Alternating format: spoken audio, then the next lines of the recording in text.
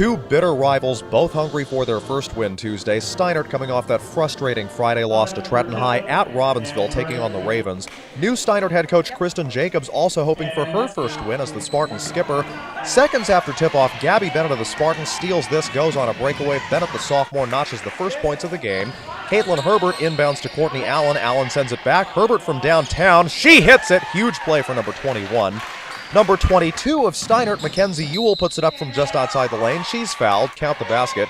Ewell's classmate Adriana, big play. Boucher also had to have a big game. This pass stolen by Herbert, who heads for the hoop, and she banks it off the glass. Part of a 16-point night for Herbert. The game tied at 16 after 1. Allen and Herbert working in tandem like a young Magic and Kareem. Julia Cardos, number 5, also very talented. Herbert again for 3. Foul. That's in there. She would not make it a 4-point play, but still a major turn of events. Boucher with it. Fast break as she heads into the paint, lays it up and in. Following this, though, the Spartans would actually struggle with field goal shooting. They only tallied a combined 9 points in the second and third quarter together. It's not that they didn't have the opportunities. The Spartans were just off the mark for a while. Caitlin Stahlbrand just does connect with Allen. Nearly had that taken away, but Allen comes through. Plays like this put the Ravens up by 10 as the final period began. Steinert needing to snap into comeback mode. Ewell scores here. A lot has been said, though, about Robbinsville's youth on the court. They don't have a single senior in their lineup.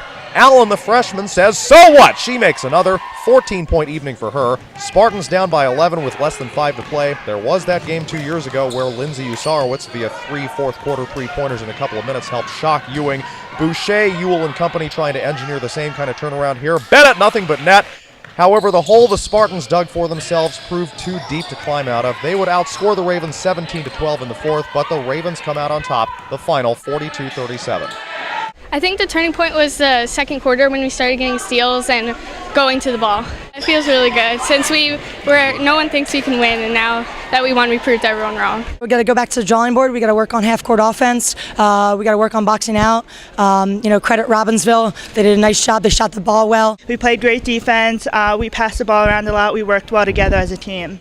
Speaking of teams, Steinert's bleacher creatures out in full force at the boys' game. The bleachers on the Reynolds side of Steinert's gym being used for this showdown with Robbinsville. Spartans up 27-15 midway through the third. Anthony Massey and Tim Namazi of the Ravens, however, getting right to work. Namazi sinks that from three-point land. Shane Plunkett to Charles McGill to P.J. Wiegartner. Wiegartner hits a deuce.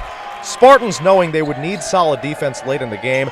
Mark Carnevale can't quite hit that. Rebound to Junior McGuigan. He dishes it to Darren Daniel. Daniel's fouled. He would head to the line for 2.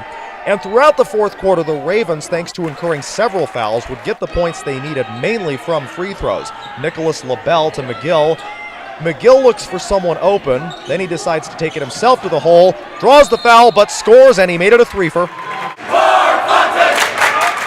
I love you, creatures. Okay, serious business. 28 seconds left. Steinert clinging to a 1-point lead. Ravens with the inbound. It's McGuigan to Namazi for 3.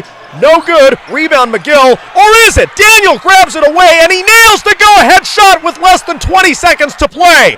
The Ravens battle back from a 12-point deficit to take the lead. They would need defense, of course, to finish this off. Steinert with one last chance. 5 ticks left. Plunkett to McGill. It doesn't go. Scramble for the ball.